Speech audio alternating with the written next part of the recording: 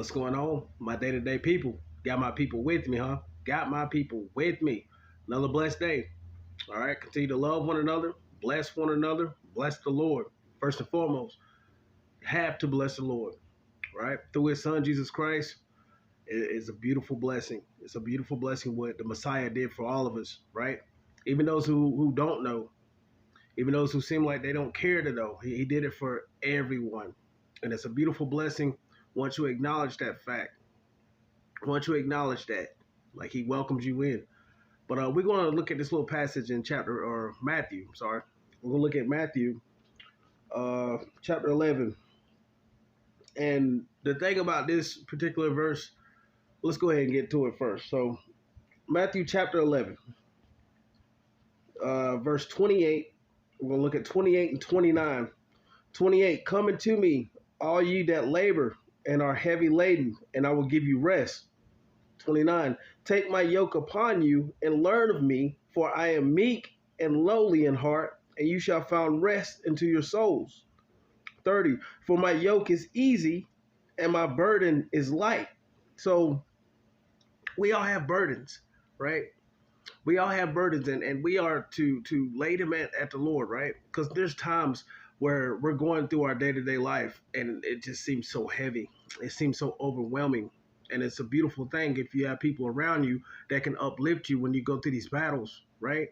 Because Satan will put something on you where it just feels like there's no end of this tunnel, right? If you can imagine going through a tunnel and seeing the light at the end, and then you notice the inside starts crumbling. And as it's crumbling, the light gets smaller and smaller and smaller, and it seems like you're not going to make it out.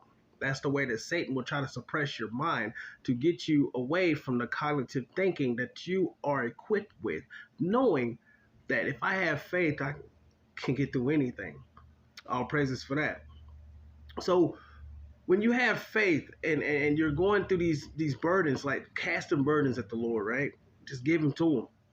Give it to him, because listen to what he says. He says, take this yoke upon me, right? Take this yoke. So let's look at it again. Take my yoke upon you. Take my yoke upon you. So what the significance is of a yoke, if you can picture cattle or ox, you got just one ox pulling a wagon, right? So he's by itself. Imagine how heavy that will be for that one ox, especially if he's just going load for load throughout the day. So the yoke is the harness, right? The harness that you would have around this ox, and then you can put another ox. So now you got two. You got two pulling this wagon, and that weight is distributed. That weight is balanced. And that's what it is whenever we are with Christ. It's balanced. So what he's saying is, take my yoke upon you, right? Take me. Learn of me. So when you're going through these trials, it becomes balanced. When you're going through these burdens, it's balanced, right? Now, what makes it imbalanced is when Satan comes in and messes with your thought process, and you just think that you're not going to make it. So he's there to carry the load right along with you, right? So picture the ox, one ox carrying a wagon, and then picture two. So the two is you and the Messiah carrying whatever load.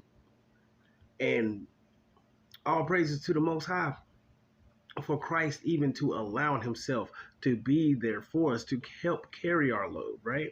It's a beautiful thing. So let's look at it again. Take my yoke upon you and learn of me, for I am meek and lowly in heart, and you shall find rest into your souls. And that's the truth. You will find rest for your souls when you're with the Messiah, right? You'll find rest in the life, and you'll find rest until it's time for resurrection.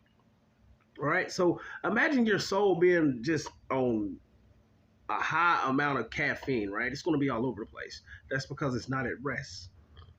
So Christ gives you that balance, and Christ gives you rest. All praises for that. So let's go from here. Let's go to John. Let's go to John chapter 13. Say John chapter 13.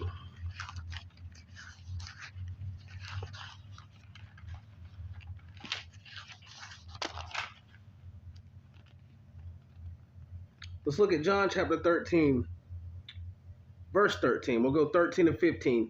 You call me master and Lord, and you say, well, for so I am. 14. If I then, your Lord and Master, have washed your feet, you also ought to wash another's feet. 15. Now this is the kicker. For I have given you an example that you should do as I have done to you. Right? So when Christ is carrying our load, when he say, take my yoke upon you. So when he's helping carry our load, we are to help other people carry their load as well.